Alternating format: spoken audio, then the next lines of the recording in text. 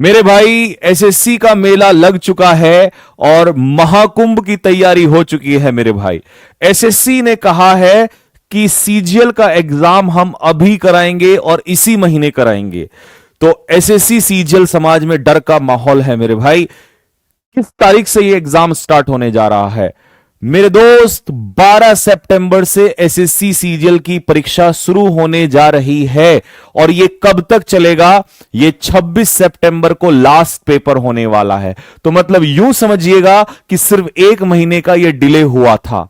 अब इसके बाद बाकी जितने भी एग्जाम्स हैं वो सारे लगभग लगभग, अगर ये सही होता है और ज्यादा दिक्कतें नहीं आती हैं, तो इसके बाद सारे एग्जाम्स एक एक महीना डिले होंगे।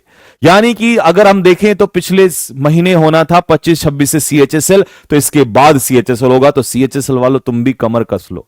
और उसके बाद फिर आपका एमटीएस और उसके बाद देन सीपीओ का तो खैर अभी नोटिफिकेशन ही नहीं आया, बट चांसेस हैं, वो इनको यही डर है कि अगर ये अच्छे से हो जाए तो वो शायद उनका भी दे देंगे। ठीक है जी। तो भाई ये आप लोगों की डेट है, ऑफिशियल वेबसाइट पे आ चुका है। लेकिन अब ये तो हमें पता चल गया कि 12 सितंबर से, यानी कि 12, 13, 14, 15, मतलब एक भी दिन का गैप इस बार नहीं है। पूरे धुआंधार तरीके से ये पेपर लेने जा रहे हैं। ठीक है जी। लेकिन इससे ज्यादा इंपॉर्टेंट, अब डेट तो आपको पता चल गई है मेरे दोस्त। अब जो तीन बातें बोलूंगा जरा इनको बड़े गौर से सुनना, ध्यान से सुनना भाई, क्योंकि तीनों बातें बड़ी इंपॉर्टेंट होने वाली हैं। पहली चीज क्या है? आप बहुत अच्छे से जानते हो कि आपके पास वक्त ही कितना बचा है। आज अगर मैं कहूं तो क्या डेट हो चुकी है? 3 सितंबर मेरे भाई हो चुका है। कितना डेट है? 3 सितंबर। 3 सितंबर है, तो इसका मतलब 7 और एक 8, क्योंकि 12 का तो पेपर है। तो हमारे पास 8 दिन बचे हुए हैं। 8 डेज लगभग लगभग हमारे पास बचे हुए हैं। इन 8 दिनों में कैसे पढ़ें, क्या करें, ये आपको तमाम वीडियोस अभी यूट्यूब पे बहने वाली हैं। बहुत सारी मैराथने भी होंगी, ये आप बहुत अच्छे से जानते हो। लेकिन एक समझदार स्टूडेंट को, वैसे तो सीजीएल वालों को समझाने की जरूरत नहीं है, लेकिन कुछ बच्चे फिर भी भटक जाते हैं। करना क्या है, ध्यान से सुनना मेरी बात। सबसे पहले तो अभी इस समय पर आपको नीड है ज्यादा से ज्यादा मॉक टेस्ट लगाने की, क्योंकि इस बार जो खेल होगा वो क्वेश्चंस को अटेम्प्ट करने का होगा। पेपर लेंदी आने वाला है, ये तुम भी जानते हो और ये हम भी जानते हैं। तो इस लेंदी पेपर को अटेम्प्ट कैसे किया जाए वो प्रैक्टिस से ही होगा। तो पहली चीज तो आपको मॉक टेस्ट का इस्तेमाल करना, और ऐसा नहीं कि दिन में 10 मॉक टेस्ट लगाना स्टार्ट कर दिया कि मॉक टेस्ट बोला है तो मॉक टेस्ट ही लगाए जा रहे हो पागलों की तरह। नहीं, मॉक टेस्ट कम से कम एक तो रखना ही रखना है। अब डेली का आ गया टाइम कि भैया एक मॉक टेस्ट तो मैं डेली रखूंगा, चाहो तो 2 कर सकते हो, पर फिर उसका एनालिसिस में बहुत टाइम लगता है। तो पढ़ना भी पड़ेगा। पढ़ना क्यों पड़ेगा वो सुनो, पढ़ाई कैसे करनी है वो भी बताता हूं। सबसे पहले आप लोगों को मेरे भाई, अगर जेन्युइन एडवाइस लगे तो कमेंट बॉक्स में कमेंट जरूर छोड़ना। सबसे पहली गलती हम क्या करते हैं, हम देखेंगे अच्छा ये मैराथन अनाउंस हो गई, इंग्लिश के सर ने कर दी, चलो इंग्लिश की देख लेते हैं। मैथ्स पे तो मैथ्स पे दिन भर। दोस्त करना क्या है, जो सब्जेक्ट आपको लग रहा है कमजोर है, मान लीजिए आपके 4 सब्जेक्ट है, मैथ्स, इंग्लिश, जीएस, रीजनिंग, और आपका कोई सब्जेक्ट स्ट्रांग है, मान लो आपका मैथ्स सब्जेक्ट स्ट्रांग है, तो मेरे भाई फोकस पूरा का पूरा फिर इंग्लिश पे करो, फोकस पूरा का पूरा फिर जीएस पे करो। ठीक है। लेकिन अगर आपको लगता है कि इंग्लिश आपका स्ट्रांग है, तो मेरे भाई फोकस करो मैथ्स पे, ज्यादा ज्यादा प्रैक्टिस कर सको इस समय पर। लेकिन अब इसमें मैं दूसरी पहलू भी कहूं तो आप बहुत अच्छे से जानते हैं कि इस समय देखिए मैथ्स का पैटर्न पहले से ही बहुत अच्छा लेवल आता रहा है। इंग्लिश पहले इजी आती थी, जो कि आप इजीली कर लेते थे, बट क्योंकि अभी इन्होंने गलती तो ये कर दी है कि फेज 13 की आंसर की नहीं दी, और शायद अगले 1-2 दिन में दे भी दे तो और भला हो जाएगा, आप लोगों को क्वेश्चंस का पता चल जाएगा किस लेवल के आने वाले हैं। वैसे स्टेनो से हमने काफी सीखा है।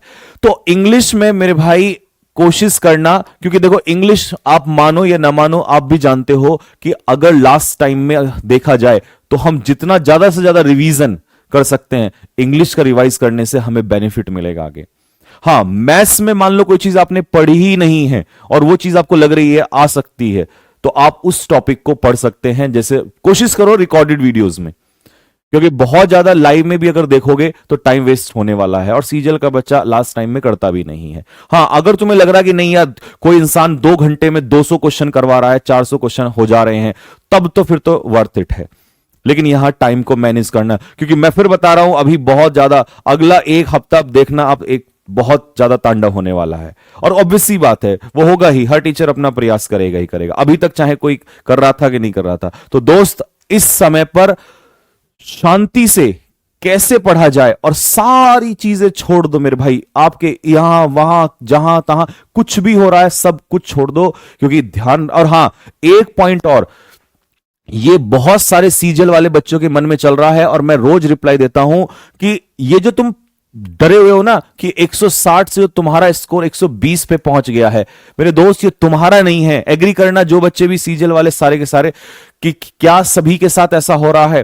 पहले 160 आते थे, अब हमारे 100 रह जाते हैं, कभी 120 और कभी तो 60-70 ही रह जाते हैं। तो मेरे भाई फिर डर लगता है कि मेरे तो कुछ हो ही नहीं रहा है। हर बच्चे को ऐसा लगता है कि मेरा ही करियर बर्बाद हो गया, मेरे ही मार्क्स नहीं आ रहे। लेकिन दोस्त, तुम्हारे नहीं, ये सब बच्चों के साथ हो रहे हैं। कोई ऐसा स्टूडेंट अभी नहीं है कि पहले 160 ला रहा हो, 150 लेके भी आ रहा है। अब हर किसी का मार्क्स घटा है। तो यह भी ध्यान रखना है कि मैं अगर अभी मॉक में कम आ रहे हैं तो उसमें पैनिक नहीं होना है। यह कोशिश करो कि कौन सा सब्जेक्ट है जिसमें मैं मैक्सिमम मार्क्स खींच सकता हूं। और आपको पता है कि इंग्लिश हमेशा से ही वफादार रही है। आज भी इंग्लिश में पैटर्न बदला है, लेकिन अगर प्रैक्टिस, जैसे PQRS की प्रैक्टिस करो, टाइम निकालो अलग से, क्योंकि वहां प्रैक्टिस से ही होगा।